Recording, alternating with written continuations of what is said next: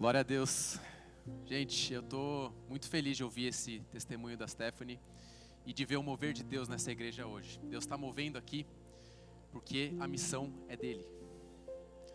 Não são missões, não é a gente fazendo o que a gente quer, a missão é de Deus. E a gente escolhe se submeter a essa missão. E exatamente o que a Stephanie falou é o que eu vou compartilhar aqui hoje. Eu quero, antes, me apresentar para quem não me conhece. Meu nome é Matheus Ortega, eu sou marido da Bruna. Eu tenho 2 filhinhos, o Levi e o João, de 7 e 3 anos. E eu tenho um ministério que se chama Economia do Reino. Eu escrevi 2 livros, o Economia do Reino e Dízimo, o que mais importa. Deus tem me dado um ministério no Brasil para falar em igrejas e falar para cristãos sobre como lidar com a riqueza, com a pobreza, como lidar com o dinheiro e com a sua vocação. Então eu tenho ido por vários lugares falar sobre isso e eu tenho tido o privilégio também de falar aqui na Relevância, que é a minha igreja local, sobre esse assunto. Só que eu não sou pastor, eu sou um profissional de desenvolvimento sustentável urbano, que é muito interessante porque a Stephanie falou que era também o que ela estava atuando. E eu tenho trabalhado em cidades do mundo todo, ajudando as cidades a se desenvolverem, a vencerem a pobreza, a acharem soluções, planejamentos sustentáveis para o futuro. E eu venho aqui hoje falar com vocês, não numa posição de pastor aqui da igreja, mas numa posição de um cristão, que quer fazer aquilo que é a minha vocação. Assim como a Stephanie foi até lá, em outro canto do mundo. Curiosamente, em fevereiro do ano que vem, eu vou estar em Nairobi, no Quênia, trabalhando com o governo local, nesse tema de desenvolvimento sustentável. Então Deus tem me colocado nessa área. Mas quando eu venho aqui para a igreja, eu tenho algo que queima no meu coração, que é como que eu posso fazer parte dessa missão de Deus.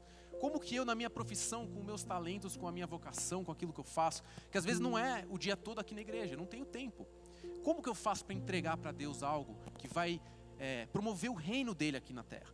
Então eu quero falar sobre 3 práticas cristãs que respondem a esse anseio. Não são práticas apenas individuais, né? Eu não vou falar de você ser uma pessoa generosa, ter amor no coração, ou você ter a disciplina da oração. Eu não vou falar para você como pessoa, eu vou falar para você como comunidade. Serão 3 práticas cristãs de viver em comunidade, beleza? Então vamos para a primeira. Você pode abrir tua Bíblia em 1 Timóteo 5, para a gente ler essa passagem que fala sobre essa medalhinha que eu coloquei aí, que é o conceito de dupla honra. Vamos lá, 1 Timóteo 5 fala assim, 17. Os presbíteros que lideram bem a igreja são dignos de dupla honra, especialmente aqueles cujo trabalho é a pregação e o ensino, pois a Escritura diz, não amordace o boi enquanto está debulhando o cereal, e o trabalhador merece o seu salário. Aí pulando para o versículo 21, eu o exorto solenemente diante de Deus, de Cristo Jesus e dos anjos eleitos, que procure observar essas instruções sem parcialidade e nada faça por favoritismo. A dupla honra aos líderes que lideram bem a igreja é um conceito cristão, é uma prática cristã de viver em comunidade. Essa medalha que eu coloquei aqui foi inspirada num conceito que é a medalha de honra. Os norte-americanos, quando tem um soldado que entrega a sua própria vida ou que faz algo muito excepcional, eles dão essa medalha de honra para esse soldado. Ou seja, o soldado já tem todos os benefícios do governo. Quando ele volta da guerra, ele tem um salário, ele tem os benefícios, a remuneração dele por trabalhar como um soldado. Mas aqueles que são excepcionais, que fazem algo e vão além, eles merecem uma medalha, porque eles pagaram um preço além do dever. E quando Paulo fala aqui que os presbíteros que lideram bem a igreja são dignos de dupla honra, é esse conceito de medalha de honra. Não é só pagar o salário de um pastor, que isso já é o suficiente. Não, ele merece a honra. Então, quando você pega um comentarista bíblico como John Stott, ele fala que quando a palavrinha dupla honra significa remuneração e respeito. Não é nem só remuneração, e aí você trata ele como, já dei o meu dízimo, já dei minha doação, pastor, faz aí o seu trabalho. Não, e nem é só respeito e não vou ajudar aqui a igreja porque eu estou ajudando outras coisas. É os dois. O presbítero que lidera bem a igreja é digno de dupla honra. E dificilmente um pastor íntegro e correto vai pregar sobre isso, porque hoje no Brasil a gente vive uma corrupção de muitos líderes que roubam dinheiro da igreja e abusam as pessoas. E aí é muito difícil para um cara que é correto vir aqui na frente e falar, irmãos, eu quero ensinar para vocês que o cristão deve honrar os líderes com dupla honra. Então eis-me aqui, né? Eu disse eis-me aqui para Deus, para o chamado que Ele me deu, para falar para a igreja sobre esses conceitos de dinheiro, que são conceitos difíceis. E o que eu quero dizer? que é o próximo slide. Suprir a líderes é uma questão de dever, não de favor. Não é um favor da igreja ajudar um pastor que está dedicando a sua própria vida para servir a Deus. É um dever. Existem vários versículos que mostram isso.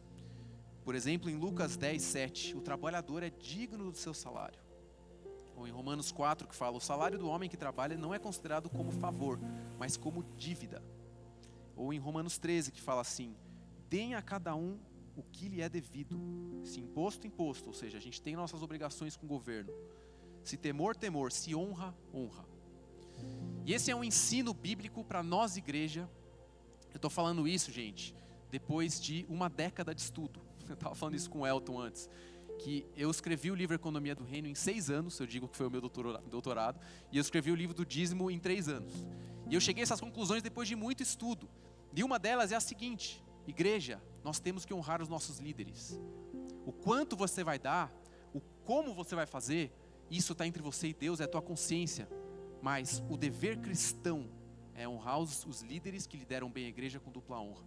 Isso é importante de ser falado. 1 Coríntios 9 diz assim, porque alguém poderia perguntar, mas e por que então as igrejas não têm pastores que trabalham, têm o seu próprio salário e aí não precisa ter esse sustento da igreja? Não seria um modelo melhor? Pode ser até um modelo, mas na Bíblia a gente vê assim, 1 Coríntios 9 diz assim, vocês não sabem que aqueles que trabalham no templo alimentam-se das coisas do templo e os que servem diante do altar participam do que é oferecido no altar? Da mesma forma, o Senhor ordenou àqueles que pregam o Evangelho que vivam do Evangelho. Existe uma instrução de Paulo para aqueles que vivem e dedicaram suas vidas para servir a Deus, cuidando de nós, igreja. Eu, um profissional que vou lá e a semana que vem eu viajo para a Indonésia, o país mais muçulmano do mundo. E aí eu vou lá e eu preciso de um apoio de irmãos, de pessoas que vão me sustentar. Eu preciso de uma igreja para ser um cristão e viver o corpo de Cristo.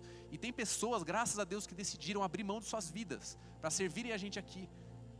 Então, essa pessoa que abre mão para servir a gente, e você que tem o seu trabalho de segunda a sexta, e pode vir aqui, receber uma oração, receber uma direção de vida, um discipulado, essas pessoas, aqui a Bíblia instrui, que elas vivam do Evangelho. Isso é digno. Só que tem critérios, e é muito interessante os critérios, porque os critérios são para que não haja abuso, né? Então, um pastor que usa essa palavra aqui para falar, você tem que me honrar, então enche a minha conta bancária aqui de dinheiro, e isso que é honra. Não é, porque a Bíblia não diz isso. A Bíblia diz que existem critérios para a liderança para receber essa dupla honra. Quais são esses critérios? O primeiro é ser um presbítero. O que significa a palavra presbítero? A palavra presbítero significa aquele que preside a igreja, aquele que está à frente da igreja. Não é necessariamente a função de presbítero que tem na igreja presbiteriana, por exemplo, porque a palavra pode ser usada de modo permutável entre bispo, ancião ou presbítero, ou líder. Então, no caso, é líder. Então, a gente está falando aqui de pessoas que estão à frente da igreja e têm a responsabilidade espiritual, que não é uma coisa simples. É orar para que as coisas estejam indo conforme deve ir. Segundo critério, liderar bem a igreja. Aqui já quebra muita gente que vai então usar o versículo para abusar da igreja e enriquecer. Por quê? Porque a Bíblia dá instruções sobre o que é liderar bem a igreja. 1 Timóteo 3 fala assim, o que é um bispo? 1 Timóteo diz assim, se você quer ser um líder da igreja, um pastor, alguém que vai estar à frente, é uma nobre função. Mas, atente-se a esses requisitos. Você tem que ser irrepreensível, marido de uma só mulher, moderado, sensato, respeitável, hospitaleiro, apto para ensinar, não deve ser apegado ao vinho, nem violento, mas sim amável, pacífico e não apegado ao dinheiro. Parênteses, não apegado ao dinheiro. Líderes de igreja não devem ser apegados ao dinheiro. Ele deve governar bem sua própria família, não pode ser recém-convertido, por causa de maturidade, e também deve ter uma boa reputação perante os de fora. Gente, eu posso dizer pelo que eu conheço, o coração das pessoas é só Deus que conhece, mas eu posso dizer, como um membro dessa igreja, que os líderes dessa igreja são íntegros. Eu posso dizer pela minha experiência de vida e por estar caminhando com eles. A meu ver, eles se enquadram aqui em liderar bem a igreja. Eles vão ter falhas? Vão. eles vão, falou aqui, né, de não ser violento. Vai fazer uma falta no futebol, o pastor vai fazer. A gente não é perfeito, gente, mas os critérios, eles são importantes para distinguir o extremo. Não ser apegado ao dinheiro, ou seja, o pastor não tem que buscar dinheiro do povo para criar mansões e construir muitas mansões e dizer que então agora ele é próspero. Não, o pastor é chamado a viver pelo reino, mas ele também é chamado a ser honrado pela igreja. Vocês entendem, gente? Então aqui, esse critério, ele é super importante para distinguir se a dupla honra deve ser dada. E o terceiro é ser um trabalhador, né? Parece óbvio dizer isso, mas o trabalho ele é dignificado com o salário. E aí quando Paulo usa essa passagem aqui, ele fala do boi, né? É interessante essa passagem do boi, que fala assim: não amordace o boi enquanto está debulhando o cereal. Ele usa isso como argumento para pagar o salário de um pastor e para honrar ele. O que isso significa? Que na lei mosaica, os bois debulhavam o cereal, ou seja, esmagavam, trituravam os cereais para as pessoas comerem, para a gente poder, para eles poderem ter o plantio. Só que a lei ordenava que o boi que fazia isso podia também comer do cereal. Até mesmo um animal. A Bíblia fala assim, o animal tem direito de comer, porque ele está ali trabalhando. Então, o exemplo é, se até mesmo um animal tem essa dignidade, quanto mais os seus líderes. Então, esses são os critérios. E fala também da pregação e ensino. E aqui tem diferentes comentários, mas não significa que só quem vem aqui à frente falar que é digno de dupla honra, mas significa que quem está instruindo a igreja é digno de dupla honra, né? E aí um comentário de João Calvino, que talvez seja um dos maiores reformadores. Ele diz assim sobre esse texto: para se manter a boa ordem da igreja, é absolutamente necessário que os presbíteros não sejam negligenciados, ao contrário, que sejam remunerados com duplicada honra. Pois que atitude poderia ser mais insensível do que não haver preocupação alguma com aqueles que tomam sobre si a responsabilidade de toda a igreja? O termo presbítero aqui descreve não uma idade, e sim um ofício. Porque esse termo pode ser usado como ancião, mas aqui está sendo dito um ofício. Timóteo era jovem, e Paulo teve que falar assim para Timóteo: não deixa que ninguém te despreze por ser jovem, mas siga aquilo que Deus te ungiu para fazer. Nós temos aqui um pastor sênior que é jovem, que ninguém te despreze pela tua juventude, como Timóteo. Deus levantou a Timóteo para liderar uma igreja primitiva, e Deus levantou a Tiago para estar aqui à frente dessa igreja. E é um ofício, então não é uma idade ou um status alcançado.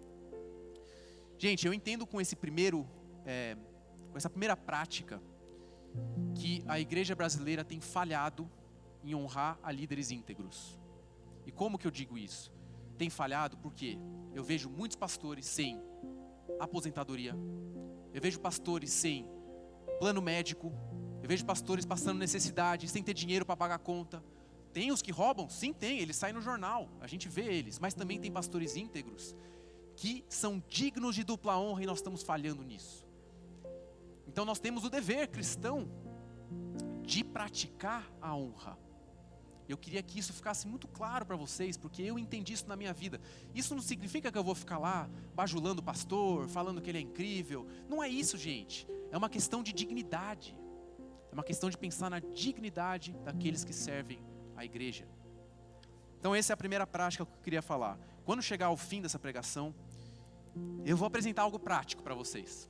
Mas agora eu quero estabelecer os conceitos. E com a graça de Deus, trazer bem claro os conceitos bíblicos para que você entenda a necessidade de cumpri-los. E aí depois a gente vai para a parte prática. Segundo conceito, a prática do maná, que é o compartilhar o pão.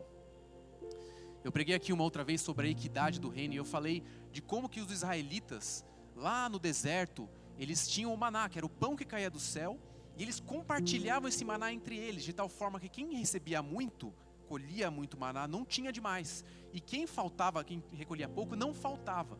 Eles tinham um estilo de compartilhamento que é replicado na igreja primitiva. E é lindo esse versículo de Atos 4 que fala assim: da multidão dos que creram, uma era a mente e o coração. Ninguém considerava unicamente sua coisa alguma que possuísse, mas compartilhavam tudo o que tinham. Com grande poder os apóstolos continuavam a testemunhar da ressurreição do Senhor, e grandiosa graça estava sobre todos eles. Não havia pessoas necessitadas entre eles, Pois os que possuíam terras ou casas as vendiam, traziam o dinheiro da venda e o colocavam aos pés dos apóstolos, que o distribuíam segundo a necessidade de cada um. Essa passagem aqui está ensinando que não necessariamente todo mundo tem que ter o mesmo dinheiro na conta. Não é igualdade material, é equidade, que significa o valor ser igual entre o rico e o pobre, não ter diferença de valor. Nós somos um corpo, então se alguém está em necessidade, eu supro essa necessidade. Esse é o espírito cristão, essa é a prática do maná cristão, é o modelo do maná nos dias de hoje. Então a mensagem é muito simples: precisamos cuidar dos nossos irmãos necessitados. É uma coisa óbvia, mas que por muitas vezes a gente passa desapercebido, porque a gente vem no domingo, às vezes alguém não está em um grupo, e tem gente aqui que pode estar passando fome, ou talvez não tanto, mas pode estar desempregado. E quem que pode te ajudar? A gente precisa se ajudar entre nós. Esse é um conceito, gente, básico, e aqui, acho que foi o ano passado, o Tiago fez uma pregação em que ele fez as pessoas se levantarem, quem estava em necessidade, sem constrangimento, e outros foram e abençoaram. E para mim foi tão marcante esse momento, foi tão marcante, porque isso é a igreja, essa é a prática cristã do maná. E em 1 João 3 fala assim, que é isso que é o amor cristão, gente. Jesus Cristo deu a sua vida por nós, devemos dar a nossa vida por nossos irmãos. Se alguém tiver recursos materiais e vendo seu irmão em necessidade, não se compadecer dele, como pode permanecer o amor de Deus nele? Gente, eu já me desafiei tanto com esse versículo, porque eu falo, cara, eu tenho dinheiro na conta. Aí eu voltei do Haiti, uma viagem missionária que eu fiz, e eu voltei e eu não queria mais comer. Eu fui numa churrascaria e falei, meu Deus, eu estou comendo carne e eles não têm comida. Eu já tive muitas dessas crises. Hoje eu já cheguei a algumas conclusões que me dão paz. E a conclusão é, eu sou parte de um corpo. E eu alimento ao outro quando ele está com fome, o outro me alimenta com o que eu preciso. E nós nos suprimos mutuamente porque somos corpo. Eu não preciso resolver os problemas da pobreza inteira. Se eu for fazer isso, eu vou ficar louco. Até Jesus falou, os pobres deixa que eles vão sempre existir. Minha vocação é lidar com a pobreza, igual a Stephanie. Meu trabalho é isso, meu estudo é isso. Eu quero ir nesses lugares. Mas nós temos um pedaço do corpo em nós. Nós somos um pedacinho. E por isso que é importante entender a sua vocação, o seu lugar no reino de Deus. E também tem alguns critérios para cuidar de necessitados, porque aqui tem um dilema que é, muitas igrejas quando vão tomar essa decisão para onde ir, acabam se tornando mais parecidas com ONGs do que com igrejas. Por quê? Porque eles falam, bom, se eu tenho que vestir o faminto, vestir o nu, alimentar o faminto, então vamos transformar a igreja numa ajuda social, porque é isso que Jesus falou que a gente tem que fazer. Por que a gente não faz isso e tem culto e tem pregação? Por quê, gente? Porque existem critérios para se cuidar de necessitados.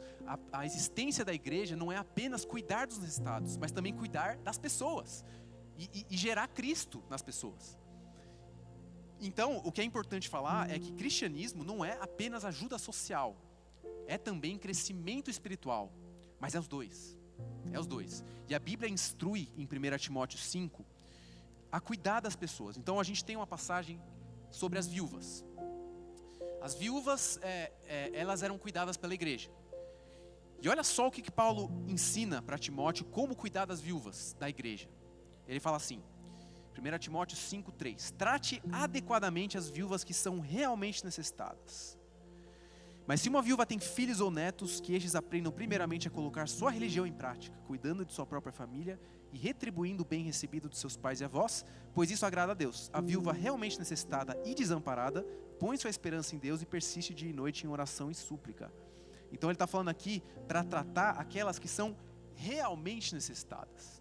E se a gente segue aqui à frente, no versículo 9 ao 16, fala assim, nenhuma mulher deve ser inscrita na lista de viúvas, a não ser que tenha mais de 60 anos, tenha sido fiel a seu marido, seja bem conhecida por suas boas obras, tais como criar filhos, tal. Versículo 16, se alguma mulher crente tem viúvas na sua família, deve ajudá-las. Não seja a igreja sobrecarregada com elas, a fim de que as viúvas realmente necessitadas sejam auxiliadas. A instrução, gente, de Paulo para Timóteo é, não tenta ajudar todo mundo. Essa é a instrução dele. Por quê? Por duas razões. Primeiro, os familiares têm que aprender a cuidar, porque isso é ensinar cristianismo para os familiares, cuidar dos seus próprios familiares. Sabe que nessa mesma passagem, Paulo fala assim, um crente que não cuida dos familiares, perdeu a fé, é pior que um descrente. Então, gente, É muito sério cuidar de familiares. Não é a igreja que tem que cuidar dos nossos familiares. Se a gente é cristão, a gente cuida.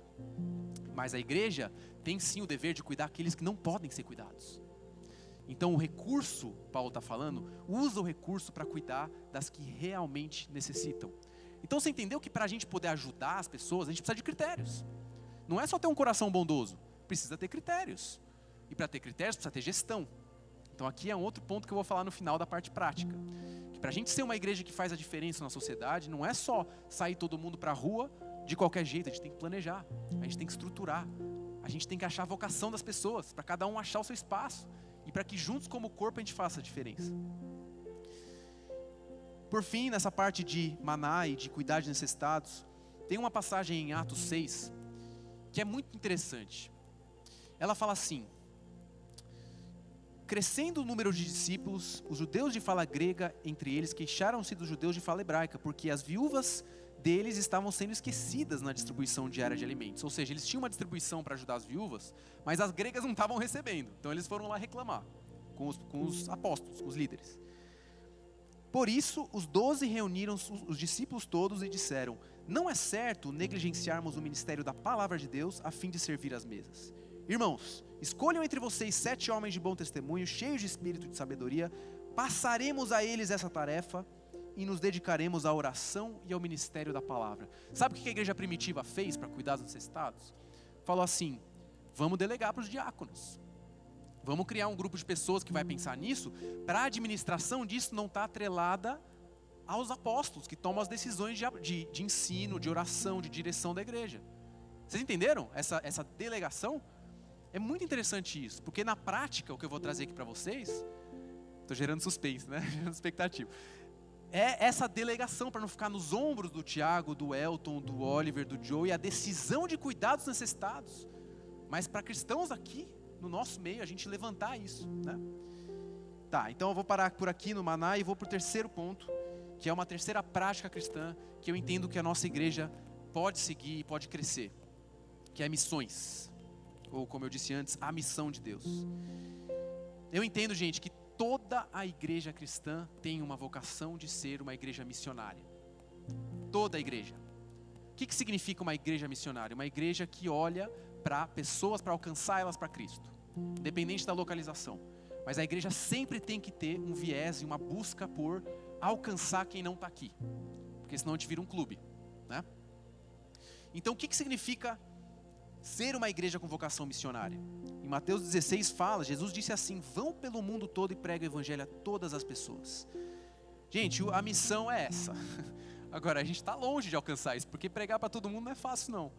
E vai ter pessoas que são chamadas a serem evangelistas, pessoas chamadas a irem lá para a África, e vai ter isso. Mas a gente precisa entender que a vocação da igreja é essa, não só dela, não só da Stephanie, não só minha, é nossa. Então como que se eu sou um bancário, se eu sou um empresário, como é que eu faço parte dessa missão? Vamos ver aqui, ó. Próximo slide diz assim: o missionário é digno de seu sustento. Gente, sabe aquela passagem que eu li aqui, o trabalhador é digno do seu salário? Sabe quando que Jesus falou isso? Jesus falou isso quando ele mandou os discípulos para pregar o evangelho. Sabia disso? Não falou isso no contexto de que quem trabalha no campo merece ganhar o seu salário no campo. Não, ele disse isso dos missionários, que ele falou assim, ó, tá aqui, eu não coloquei o versículo, mas acho que é em Marcos. Está escrito assim: o Senhor designou outros 72 e os enviou 2 a 2 adiante dele, a todas as cidades e lugares para onde ele estava prestes a ir. E disse: a colheita é grande, mas os trabalhadores são poucos. Portanto, peçam ao Senhor da colheita que mande trabalhadores para a sua colheita. E aí ele fala: vão, comam e bebam do que lhes derem, pois o trabalhador merece o seu salário. Os discípulos eles foram chamados a abrir mão de tudo.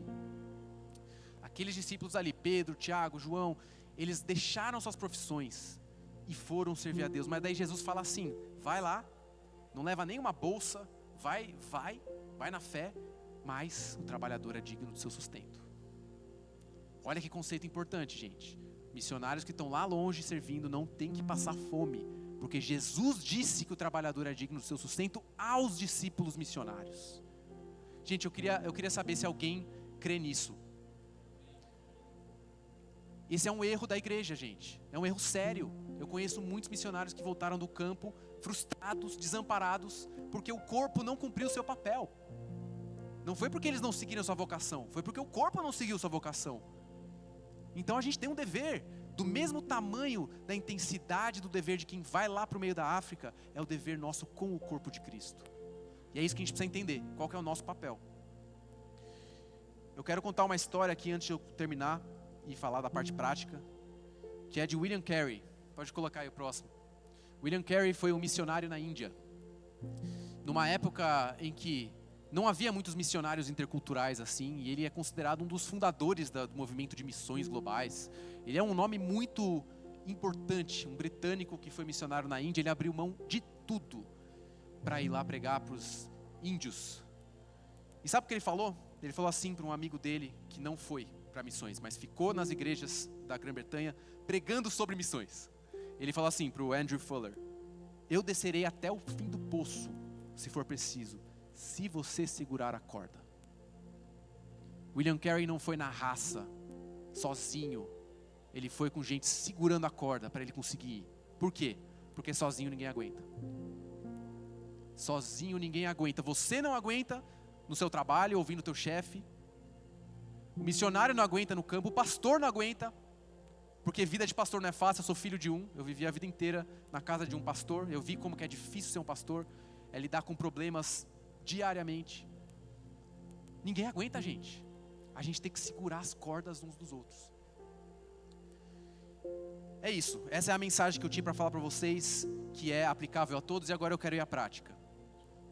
A prática é o seguinte, gente. A gente está começando um novo ministério aqui na igreja, um serviço para a igreja de pessoas que não são pastores, né? Pessoas que são profissionais, mas que entendem a sua vocação também de servir a igreja. Não que o pastor não seja profissional, mas eu quero dizer fora daqui, né? Com a compreensão de corpo. E esse versículo de Efésios 4, ele é muito importante, porque ele fala assim: a cada um de nós foi concedida uma graça, conforme a medida repartida por Cristo. Gente, não existe hierarquia no reino dos céus. Jesus falou assim: João Batista foi o maior entre todos nascidos de mulher, mas mesmo o menor no reino é maior do que esse cara. Então mesmo você é maior que João Batista, porque no reino de Deus não tem maior ou menor, a glória é dele, e nós somos servos. Então, aqui o ponto é, a medida repartida por Cristo para você é diferente da do outro. O que Deus deu para você é diferente do que Ele deu para mim, e é diferente do que Ele deu para o pastor. E aí por que Ele deu medidas diferentes? Ele designou alguns para apóstolos, profetas, evangelistas, pastores, mestres, com o fim de preparar os santos para a obra do ministério, preparar a gente para servir a Deus, a viver pelo reino. E aí olha só esse versículo aqui, Efésios 4,16, acho que está ali. Pequenininho, né? Teste de oftalmo para vocês aí. Dele todo o corpo, ajustado e unido pelo auxílio de todas as juntas, cresce e edifica-se em si mesmo em amor, na medida em que cada parte realiza a sua função. Eu vou falar aqui agora do que a gente vai criar, e eu quero te sugerir, em oração, a você buscar entender qual é a sua função no corpo de Cristo. O conceito da economia do reino, que eu escrevi no livro, depois você pode ler, a gente está aqui vendendo no fundo, e a gente vai arrecadar os recursos para esse ministério da venda dos livros. Esse conceito apresenta diferentes perfis para viver e lidar com a economia do reino de Deus aqui na terra. Apresenta o financiador, o doador, o moderado, que é o gestor, o transformador, que é um visionário, e o abnegado, que é voluntário. Eu não vou entrar aqui em detalhe, mas são caminhos diferentes para lidar com esse tema da riqueza e da pobreza. Nem todo mundo tem que ser o abnegado que deixa tudo para servir a Jesus, porque nem no ministério de Jesus era assim, como a gente vê as mulheres que sustentavam o ministério de Jesus com os seus bens, em Lucas 8.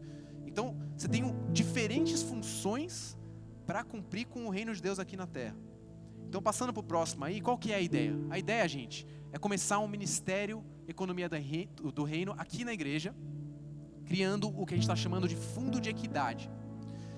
A ideia é a seguinte: a gente vai criar um fundo separado do recurso da igreja, ou seja, que nem eu falei de Atos 6 e 7, não vai ser os líderes que vão administrar o cuidado, a gente vai deixar diáconos, vamos dizer assim, cuidando, pessoas separadas. E com esse fundo separado, a ideia não é que você deixe de contribuir para a igreja para contribuir para o fundo. Porque se isso acontecer, a gente vai fechar o fundo, não vai fazer sentido nenhum. A ideia é entender que existem pessoas com uma vocação de ser generoso para colocar o dinheiro no fundo e com o fundo a gente cumprir esses 3 programas que eu falei. A gente trazer dupla honra para os nossos líderes, sem ser eles que vão ter que pedir. A gente, por exemplo, pode fazer, aqui as ideias dá para ir longe. A gente pode, por exemplo, fazer um programa de aposentadoria, pagar para eles o INSS todo mês, porque hoje eles não têm. A maioria deles aqui não tem um plano de aposentadoria. A gente pode dar um benefício de auxílio médico para eles, dentro desse recurso do programa de dupla honra. Dentro do de Maná, por exemplo, a gente pode fazer uma bolsa de desemprego aqui na igreja, para membros da igreja que ficarem desempregados, podem ter 3 meses, por exemplo, de um auxílio, pode ser mínimo, mas pode ajudar quem é necessitado a conseguir ter uma sobrevivência ali na hora. E como que seria a gestão desse fundo? A ideia do fundo é que tivesse gestores, pessoas que a gente já está conversando aqui com algumas pessoas, que possam administrar esse recurso, possam criar indicadores, metas, para a gente cumprir com esses 3 programas, inclusive de conseguir financiar missionários. A gente tem um recurso para financiar, porque hoje, gente, não falta vontade. Não falta vontade dos nossos líderes aqui de mandar um monte de gente para missões, mas falta recurso, porque recurso é limitado. Então a gente pensou, vamos distribuir as cestas e vamos, nessa cesta aqui, trabalhar com esses 3 elementos. Honrar os nossos líderes, suprir as necessidades de quem precisa no nosso meio e investir em missões. E aí a ideia é a seguinte, eu coloquei, tem um monte de slide aí, mas pode ir passando, que mostra alguns exemplos do que a gente pensou para cada um desses projetos. A gente pensou também, por exemplo, num presente de recém-casados. Pessoas na igreja que se casam, é difícil casar, gente, as contas são altas. O fundo dá um valor de presente para quem casou. Ó, coisa boa. Quem vai casar? Deixa eu ver. Alguns vão casar. Cara, eu casei há 10 anos, eu sei como esse momento é um momento crítico de arrecadar recurso. Dá para a gente pensar em várias ideias, tirando o peso das costas dos nossos líderes e honrando uns aos outros e crescendo como igreja. Deixa eu colocar então no penúltimo slide, que é como participar. Eu dei aqui uma pincelada, gente. Tem muitas ideias fluindo, acontecendo, mas hoje a gente está estruturando o fundo para lançar ele ano que vem. E nem todas as atividades vão ser possíveis já ano que vem. A gente vai ter que ir construindo. E a gente vai ter que fazer isso de forma sustentável. Então a gente vai precisar construir doadores que vão dar de forma sustentável, gestores que vão fazer relatórios, visionários que vão pensar em quais são as demandas da igreja, como que a gente pode, por exemplo, fazer trabalho na social, no Hope, como que a gente inclui isso com a igreja. Vai precisar ter visionários, vai precisar ter voluntários. Então a gente vai construir essa dinâmica para que você possa participar. E não seja uma coisa só feita por liderança, mas que qualquer pessoa participe. Só que hoje, a gente está no momento de ver assim, quem tem condições para ser um doador hoje? Quem tem condições de falar, cara, eu estou dentro desse negócio e eu quero ser parte, segurando a corda desse projeto. E vou dizer aqui para você, eu não conheço um projeto assim no Brasil. É um projeto inovador e é uma coisa que a gente quer fazer com toda a integridade e com toda profissionalidade. Eu não digo isso por minha vanglória, mas eu trabalho nesse meio. Eu já administrei mais de 100 milhões de reais em um fundo de cooperação bilateral entre o governo britânico e brasileiro. Trabalhei com várias prefeituras do Brasil. Hoje eu trabalho com várias cidades do mundo. Eu não digo isso para dizer que eu fiz, eu digo isso para dizer que eu quero colocar isso à disposição do reino de Deus. E por isso que surge essa ideia. Eu quero pensar em como conectar aquilo que eu tenho com o andar, não só eu pregando onde eu estou, mas o andar da igreja. E talvez você hoje pode ser um empresário e você pode falar, cara, eu estou desconectado da vivência da igreja. Mas vamos colocar então uma prática nisso. Vamos fazer um grupo dos doadores, dos empresários, vamos se juntar para a gente juntos conseguir crescer e possibilitar algo para o outro que não tem. Às vezes você tem um serviço aqui, mas eu sou só um cabeleireiro. Tudo bem, mas tem gente que não tem dinheiro. Você pode oferecer um dia por mês do seu serviço. Às vezes você é um consultor financeiro. Vamos então, a gente contrata você pelo fundo para providenciar ajuda financeira para quem não tem. Vocês entenderam a lógica? A ideia, gente, é envolver vocês. A ideia é que isso queime no coração de vocês, como está queimando no meu, para que a gente viva de fato o corpo de Cristo aqui na terra. Essa é a ideia. Pode colocar no último slide, que eu quero orar aqui agora com vocês sobre essa mensagem. Alguns aqui são chamados a descerem o poço, alguns são chamados a pagar preços altos, outros são chamados a também pagar preços altos, mas a segurar a corda daqueles que estão indo. Gente, o chamado de Deus para a tua vida é diferente, porque a gente acabou de ler que a medida de Cristo para cada um é diferente. Ele dá dons aos homens da forma que Ele quer. Então vamos fazer uma oração agora para você perguntar a Deus: Deus, onde que eu me encaixo no teu corpo? Para a gente sair dessa coisa de que para eu servir a igreja é só sendo pastor, líder de louvor, líder de crianças. Não, gente, a gente pode servir com quem a gente é, com os dons que Deus te deu.